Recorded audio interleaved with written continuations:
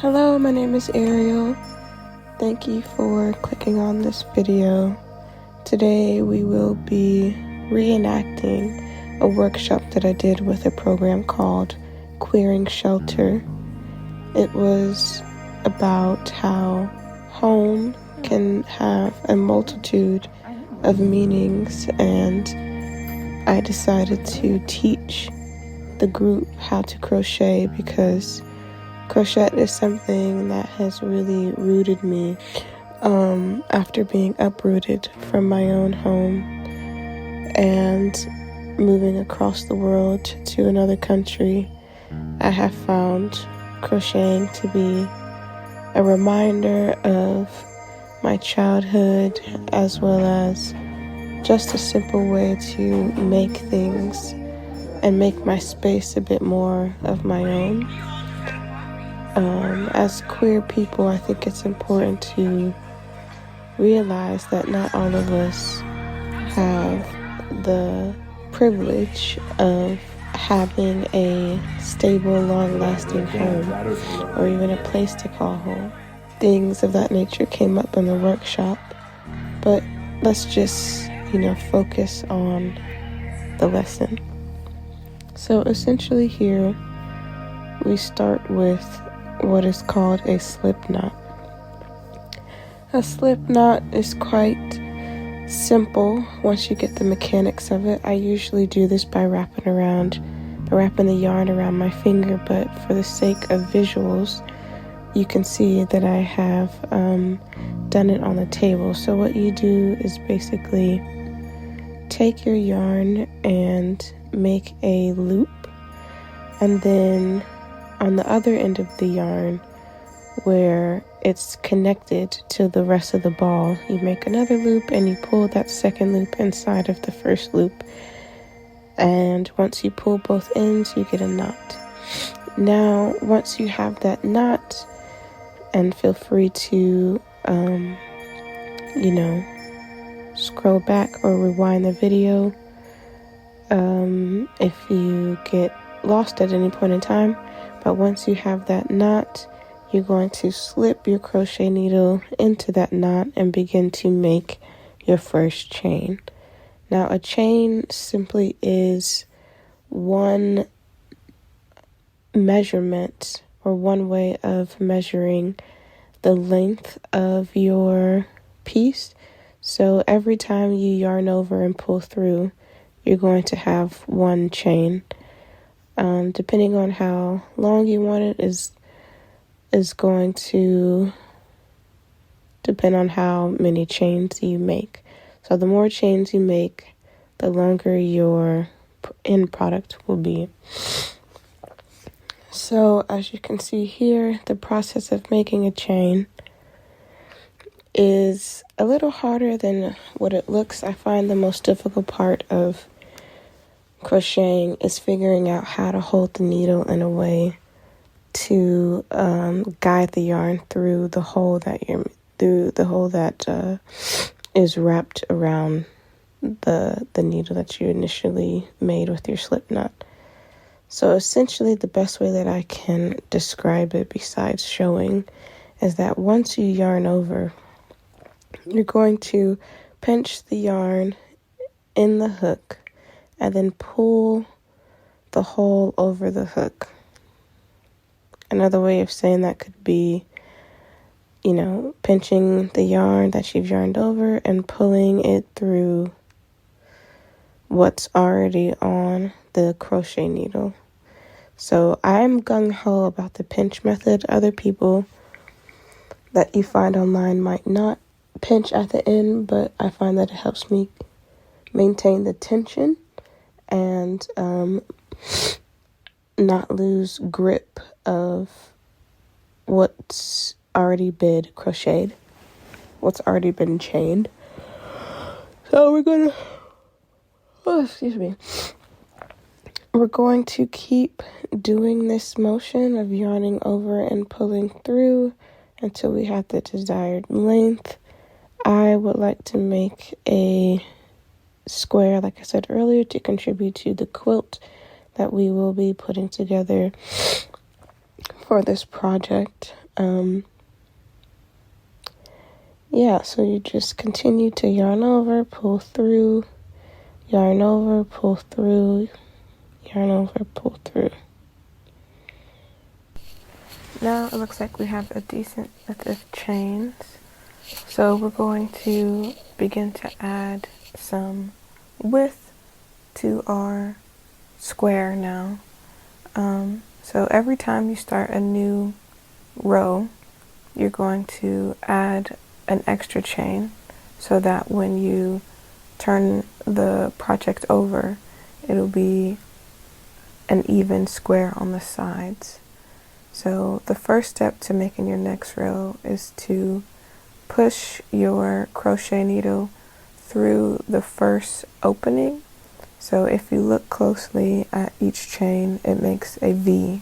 So you want your crochet hook to go inside that V.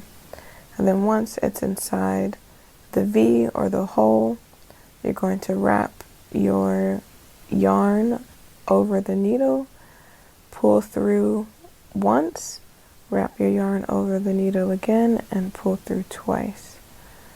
This is a little different than our first chain, but this is how you will continue to crochet for the remainder of your project, doing a single stitch.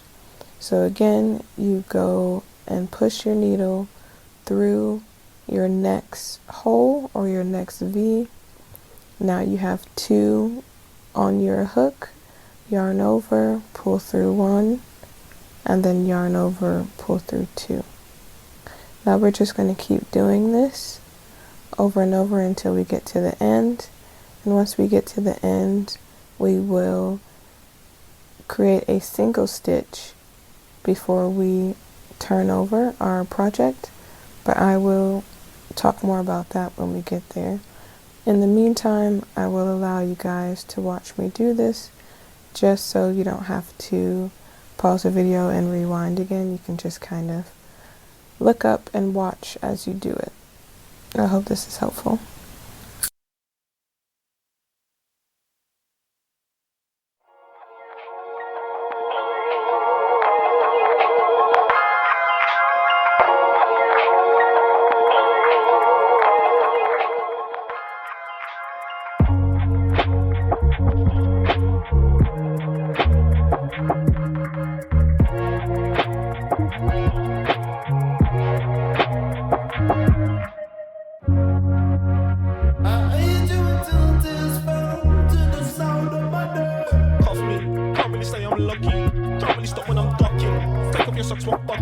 These are sweet muffins, trying all up my knees.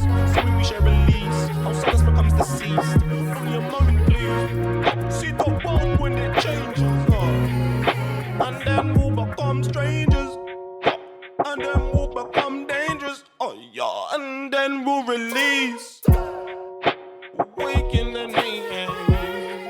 You can sweat bruises and blossom. Yeah. I ain't gonna stop them. Everybody knows it's a problem. Yeah. I ain't gonna stop them. Now look at my brain, it's rotten. I ain't gonna stop them. Yeah.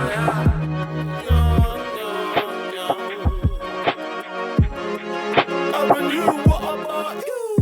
And my head rests on my shoulders, and my neck can't take no more. I've been thinking about my oldest, had to open up that door. But problems keep on fading, I can't just sleep this off. Had to take it all in stages, clear my throat, man, hear me cough. And I don't feel that no more, yeah, I don't feel that pain. I forgot why we were fighting, all them colours in my brain. Leave me where you found me, it's not worth all the stress. Come find me if you need me, but don't worry, man, it's blessed. Yeah, it's blessed.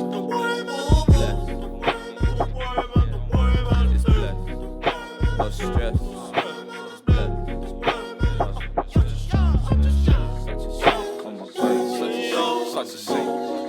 Such a shame. Oh my God, it's a shame.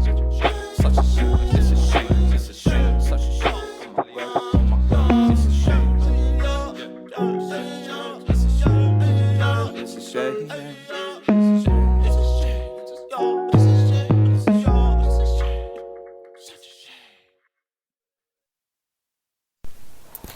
Alright, I'm getting close to the end here.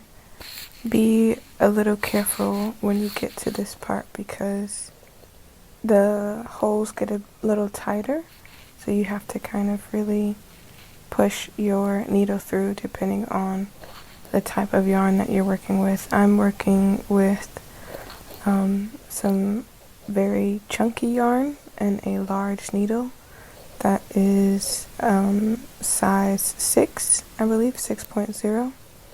So I'm putting my last crochet into the last hole, and then, like I mentioned earlier, when you get to the end, you have to chain an extra loop. So I'm going to add one. This is a bad camera angle, so you can't really see it that well. But I didn't go into another hole because there isn't a hole, essentially. I just wrapped my yarn around and made one chain. And then I flipped my project over, and I'm going to start again with the single crochet. So you go inside your first hole, you wrap around, and then pull through once, wrap around again, and pull through twice. And just in case that bit wasn't clear earlier, I'll add an example. So we're getting to the end now of our mini square.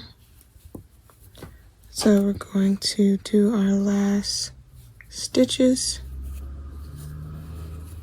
I'm going to try to keep this in frame, but it's a bit difficult because you need room to get it right. But I'm going to do my best. So we have made it to the end. There's nothing else to crochet into. So to turn it around and make sure our sides are even, we're just going to yarn over once, pull through without poking into anything, flip it over, and then begin again the process to make another row. I will do quickly another row so you can see it again. The difference is in the regular stitches, or the stitches to create the row, you're going inside of what you've made already. But once you get to the end, there's nothing to go inside of. So we go back to how we started crocheting our first row, which was to just chain one thing at a time instead of going in once and then yarning over twice. We just go in once and then flip it over. So we're at the end again. I'm going to show you again. You just yarn over and pull that baby through. Hope that makes sense.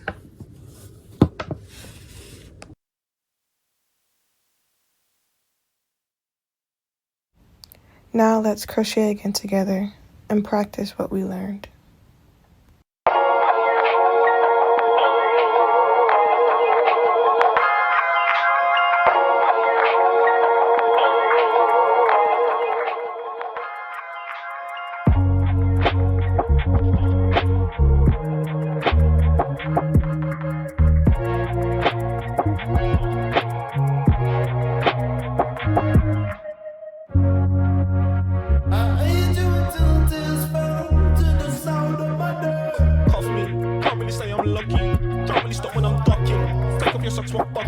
These are sweet muffins, gonna all up my knees. So we share release, how silence becomes deceased. Only a moment, please. See the world when it changes, and then we'll become strangers, and then we'll become dangerous. Oh yeah, and then we'll release. Wake in the night. You can sweat bruises and blossom. Yeah, they couldn't stop them. Everybody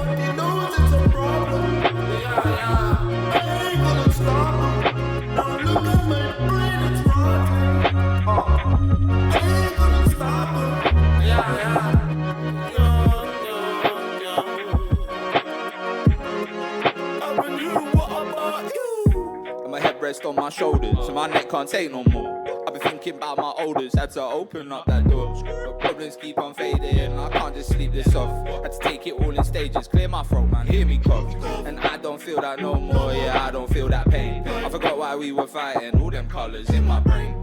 Leave me where you found me, it's not worth all the stress. Come find me if you need me, but don't worry, man, it's blessed, blessed. Yeah, it's blessed. It's blessed. No stress.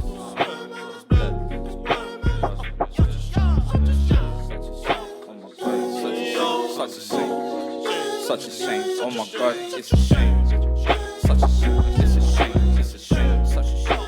Oh my god, it's a shame. It's a shame, it's a shame.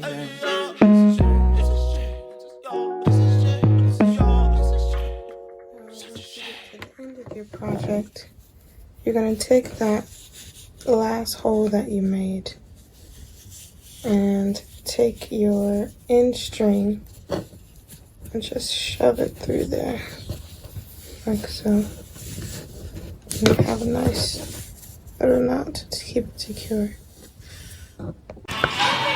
I will point out the kids didn't fall for this one. You will know when you have completed your square when all sides are even. You can count each stitch horizontally and then count vertically to see if they're the same number to make sure. But sometimes if your yarn is a bit thick, your stitches is not going to reflect the vertical length, so you just kind of have to measure with a ruling stick. I used a book, but either one works. And then yeah, you have a square. I hope this was easy to understand and neurodiverse friendly. Please comment if you have any questions, comments, or concerns. And I hope you enjoyed. Thanks for watching. Bye.